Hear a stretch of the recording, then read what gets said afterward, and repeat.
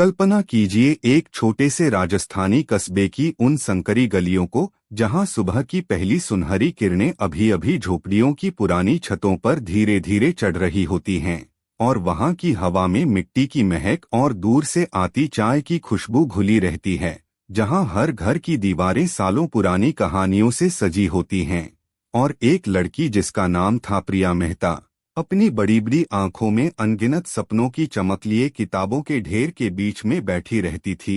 उसके दिल में बस एक ही जुनून पल रहा था, वह जुनून जो उसे आसमान की ऊंचाइयों तक पहुंचाने वाला था, जहां वह न सिर्फ अपना नाम रोशन करेगी बल्कि अपने परिवार की सारी उम्मीदों को भी हकीकत में बदलकर दिखाएगी। लेकिन किस्मत के उस क्रूर खेल को देखिए जो कभी कभी जीवन को ऐसे मोड़ पर लाकर खड़ा कर देता है जहां सब कुछ उलझ जाता है। वह सपना जो प्रिया की रगों में खून की तरह दौड़ता था, अचानक एक ऐसे रिश्ते की जंजीरों में बंध गया जो न सिर्फ उसके कदमों को रोक देता बल्कि उसके सपनों को भी एक एक करके चूर चूर करने पर तुला हुआ लगता था। और जब वह रिश्ता आखिरकार टूटा तो प्रिया का दिल जैसे हजारों टुकड़ों में बिखर गया, मानो सारी दुनिया ही अंधेरी हो गई हो। लेकिन वह टूटकर बिखरी नहीं बल्कि उन बिखरे हुए टुकड़ों को एक एक करके जोड़कर खुद में एक नई ताकत पैदा कर ली। सालों की वह कड़ी मेहनत जो रातों रात आंसुओं में डूबी रहती थी, वो दिन जो हार और जीत की अनथीन जंग में गुजरते थे, सब कुछ आज प्रिया को उस ऊंचे मुकाम पर पहुंचा चुका था जहां वह अब एक अधिकारी बन चुकी थी। एक ऐसी मजबूत महिला जो कस्बे की सड़कों पर कानून का सख्ती से पालन करवाती थी और लोगों की मदद के लिए हमेशा तैयार रहती थी। लेकिन आज एक सामान्य लगने वाले दिन में जब राजस्थान के एक व्यस्त शहर की सड़कों पर चुनावी सरगर्मियां चरम पर थीं और हर चौराहे पर चेक पोस्ट लगे हुए थे जहां वाहनों की लंबी लंबी कतारें लगी हुई थीं और हवा में तनाव की एक अजीब सी महक फैली हुई थी, प्रिया को अपनी ड्यूटी पर तैनात किया गया था। एक ऐसे ही चेक पोस्ट पर जहां हर आने जाने वाली गाड़ी को ध्यान से जांचा जा रहा था। प्रिया का चेहरा हमेशा की तरह आत्मविश्वास से चमक रहा था, उसकी आंखों में वह चमक जो कभी नहीं बुझी थी, और उसके मन में बस एक ही सोच की ईमानदारी से अपना फर्ज निभाना है। लेकिन तभी अचानक एक पुरानी सी ऑटो रिक्शा ने बिना रुके चेक पोस्ट को पार करने की कोशिश की, जिसकी वजह से पुलिस वाले दौड़ पड़े और उसे रोक लिया। ड्राइवर की आवाज गूंज उठी जो गिड़गिड़ाते हुए कह रहा था कि साहब बस मुझे जाने दो, अगर मैं देर से पहुंचा तो मेरी पूरी जिंदगी बर्बाद हो जाएगी, यह मेरी आखिरी उम्मीद है। उस आवाज में इतना गहरा दर्द था, इतनी बेचैनी और लाचारी कि प्रिया का दिल पिघल सा गया और वह कांप उठी। उसने सिर उठाकर उस ओर देखा और अगले ही पल जैसे उसके दिल में बिजली सी कौंध गई, उसका चेहरा पीला पड़ गया। क्योंकि वो आवाज, वो चेहरा कोई और नहीं बल्कि विजय राजपूत का था, वही लड़का जिससे प्रिया ने कभी शादी की थी, वही जिसके हाथों उसके सपनों पर पहला घातक वार हुआ था और फिर तलाक के बाद वह रिश्ता हमेशा के लिए खत्म हो गया था। समय जैसे ठहर सा गया था, दोनों एक दूसरे को ऐसे देख रहे थे जैसे सालों का दर्द और सालों की उदासी एक ही लम्हे में फिर से जीवित हो उठी हो। प्रिया की सांसें थम गईं और वह पत्थर की मूर्ति सी खड़ी रह गई, जबकि विजय भी ऑटो के पास ठिठक गया, उसके पैरों तले जमीन खिसक रही थी। कौन सोच सकता था कि एक दिन एक अधिकारी और एक ऑटो ड्राइवर ऐसे आमने सामने खड़े होंगे जहां अतीत की सारी यादें तूफान की तरह उमड़ पड़ेंगी। लेकिन यह कहानी सिर्फ तलाक की नहीं थी, बल्कि यह तो एक लड़की के टूटने की, बिखरने की और फिर उठकर पूरी दुनिया को चुनौती देने की थी, जो हर किसी को प्रेरणा देती है। चलिए अब हम पीछे चलते हैं, कुछ साल पहले की उस शाम को जब प्रिया का घर एक साधारण सा मकान था जहां पिता हरिशंकर एक मामूली सिपाही थे जो दिन रात ड्यूटी पर रहते थे। माँ घर संभालती और दो छोटे भाई बहन खेलते कूदते रहते, लेकिन प्रिया के दिल में वह आग थी जो उसे अधिकारी बनाने के लिए बेताब कर रही थी। वह पढ़ाई में इतनी तेज थी कि स्कूल के सारे रिकॉर्ड उसके नाम पर थे और वह आत्मनिर्भर होकर आत्मसम्मान से भरी हुई ठान चुकी थी कि एक दिन पापा का सिर गर्व से ऊंचा कर देगी। लेकिन किस्मत ने एक ऐसा मोड़ लिया कि सब कुछ पलट गया। एक दिन घर पर एक परिचित आए जो उसी थाने के इंस्पेक्टर थे और खाने का बहाना बनाकर असल में प्रिया को देखने आए थे क्योंकि उन्होंने अपने बेटे विजय के लिए रिश्ता मांगा।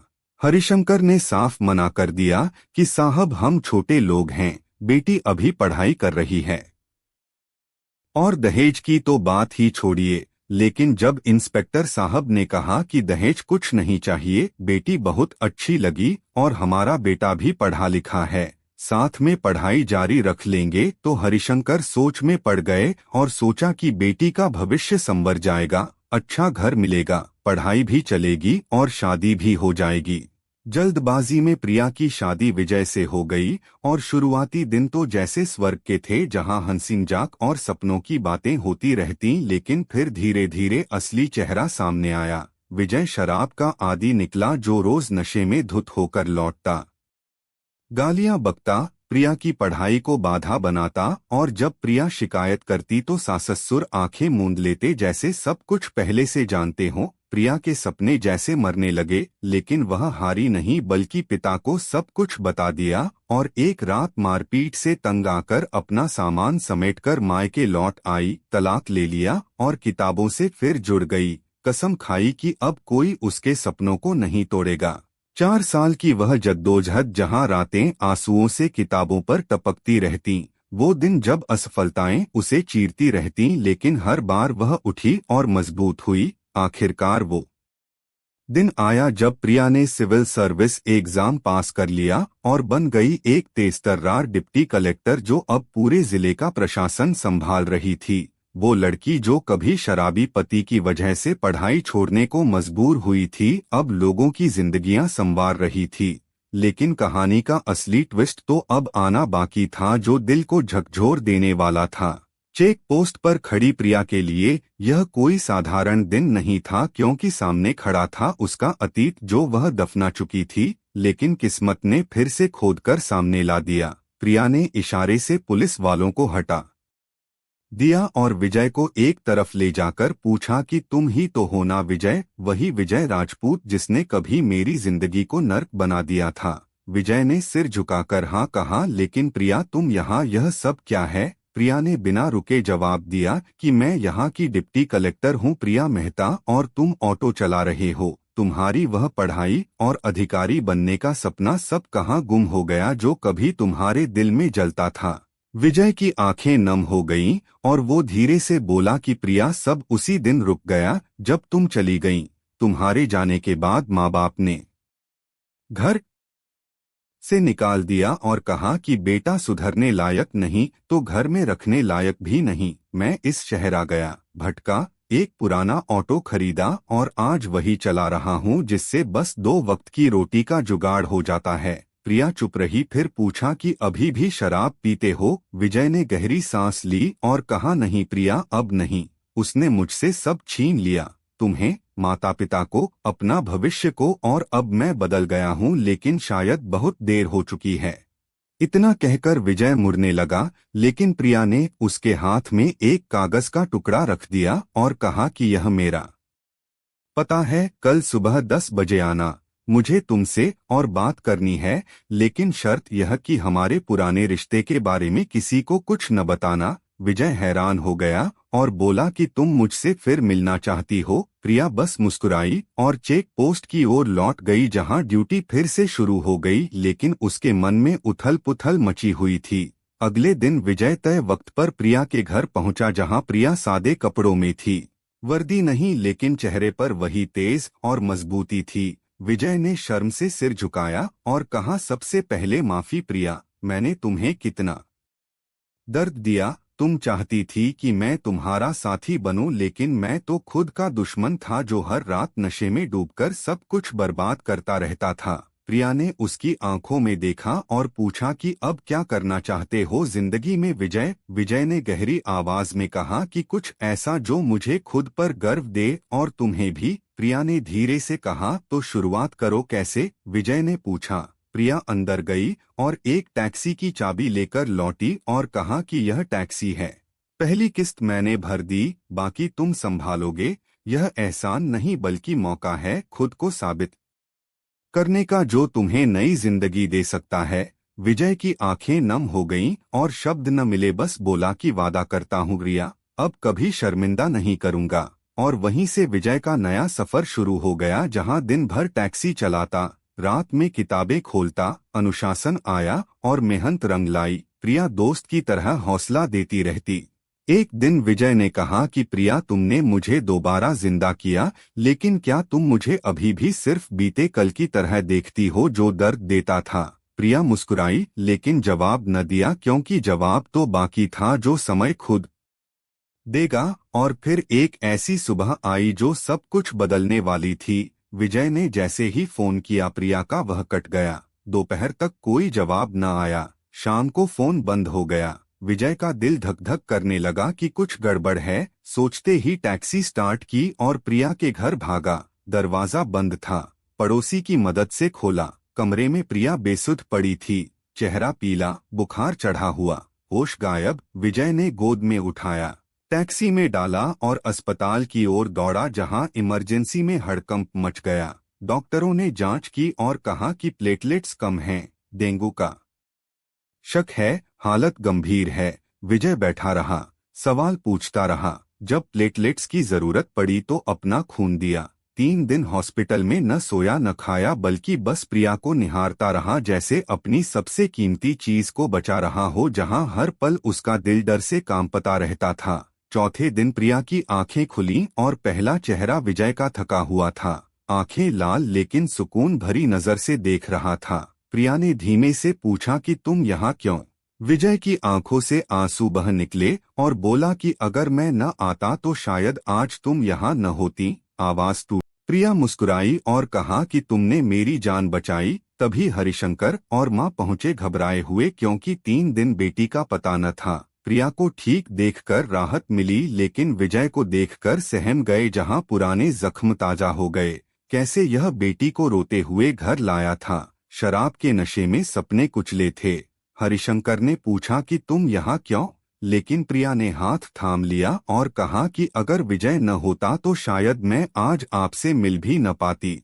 हरिशंकर चुप हो गए। विजय उठा और कहा कि अब चलता हूँ, कोई हक नहीं मेरा यहाँ। लेकिन प्रिया ने आवाज दी कि रुक जाओ विजय। मुड़ा विजय, जहां आंखों में उम्मीद और डर था। प्रिया ने कहा कि माँ पापा, एक सवाल, अगर कोई इंसान सच में बदल जाए, खुद को सुधार ले, तो क्या उसे दूसरा मौका नहीं मिलना चाहिए? क्योंकि जीवन में गलतियां तो सब करते हैं, लेकिन जो सीख ले वो आगे बढ़ता है। बोलते बोलते प्रिया ने कहा कि क्योंकि अगर आपकी इजाजत हो तो मैं विजय के साथ फिर से जिंदगी शुरू करना चाहती हूँ। कमरे में सन्नाटा छा गया। विजय को यकीन न हुआ कि वह लड़की जो छोड़ गई थी आज सबके सामने अपना मान रही है। आंसू बह निकले। हरिशंकर ने सिर झुकाया और हाँ कह दिया। वह दिन सिर्फ रिश्ता जोड़ने का नहीं था, बल्कि नई जिंदगी का था, भरोसे का लौटना था, जहां पुराने दर्द मिटकर नई उम्मीदें जन्म ले रही थीं। कुछ दिन बाद प्रिया ठीक हुई, घर लौटी, लेकिन विजय पीछे हट गया, क्योंकि डर था कि कहीं लायक न हो। प्रिया ने कहा कि गलती सबकी होती है विजय, लेकिन जो बदल ले वह सबसे बड़ा होता है, और मुझे तुम पर यकीन है। इसके बाद विजय ने पढ़ाई शुरू की, जहां सुबह टैक्सी चलाता, शाम किताबें पढ़ता। प्रिया मदद करती रहती। एक दिन प्रिया ने कहा कि अधिकारी बनना जरूरी नहीं, बल्कि अच्छा इंसान बनना जरूरी है, और तुम बन चुके हो, जो हर किसी के लिए मिसाल है। धीरे धीरे जिंदगी पटरी पर आ गई। वह रिश्ता जो नशे में टूटा था अब प्यार और विश्वास से जुड़ गया। एक छोटे मंदिर में दोबारा 7 फेरे लिए, बिना शोर शराबे के, बस सुकून से, जहां सब कुछ शांत और पवित्र लगता था। विजय के माँ बाप आए, माफी मांगी और कहा कि बेटी, हमने गलती छिपाई, तेरी जिंदगी दांव पर लगाई, लेकिन आज समझ आया कि मजबूरी से बड़ा पाप नहीं होता। प्रिया ने कहा कि गलती हालात की थी, लेकिन आज सीख मिली जो हमें और मजबूत बनाती है। 2 साल बाद विजय को छोटी सरकारी नौकरी मिली। अधिकारी न बना, लेकिन जिम्मेदार इंसान बन गया, जो परिवार को संभालता था। प्रिया अपनी पोस्ट पर निडर और समझदार बनी रही, लेकिन अब साथ में वह इंसान था जो खोकर कीमत समझ चुका था। एक रात छत पर बैठे विजय ने पूछा कि पछतावा नहीं होता मुझे जगह देकर? प्रिया मुस्कुराई और कहा, नहीं विजय, क्योंकि तुमने साबित किया। और एक औरत की सबसे बड़ी खुशी यही है कि उसका प्यार किसी को बदल दे और वह उसके पैरों पर खड़ा हो जाए, जहां जीवन की सारी खुशियां लौट आती हैं। उस रात चांदनी में दो आत्माएं जो कभी टकराई थीं अब साथ चलने लगीं, जहां हर कदम पर प्यार और विश्वास साथ था। दोस्तों, यह कहानी सिर्फ दो लोगों की नहीं बल्कि हम सबकी आईना है, जहां कभी हम प्रिया की तरह हालात से लड़ते हैं, कभी विजय की तरह गलतियों में उलझते हैं। लेकिन याद रखिए कि इंसान अगर सच्चे दिल से सुधर जाए तो दूसरा मौका उसका हक है, क्योंकि दूसरा मौका नई शुरुआत है, प्यार की ताकत है, विश्वास की वापसी है। और जीवन की सबसे बड़ी सीख यही है कि बदलाव हमेशा संभव है, अगर दिल में इच्छा हो। और अब आप बताइए दिल से कि अगर आपकी जिंदगी, तो क्या आप उसे गले लगाएंगे या फिर पुराने जख्मों को ताजा करेंगे? कमेंट में अपनी सच्ची राय लिखिए, क्योंकि आपकी यह बात शायद किसी और की जिंदगी बदल दे। और अगर कहानी अच्छी लगी तो चैनल सब्सक्राइब करें, वीडियो लाइक करें। जय हिंद, जय भारत।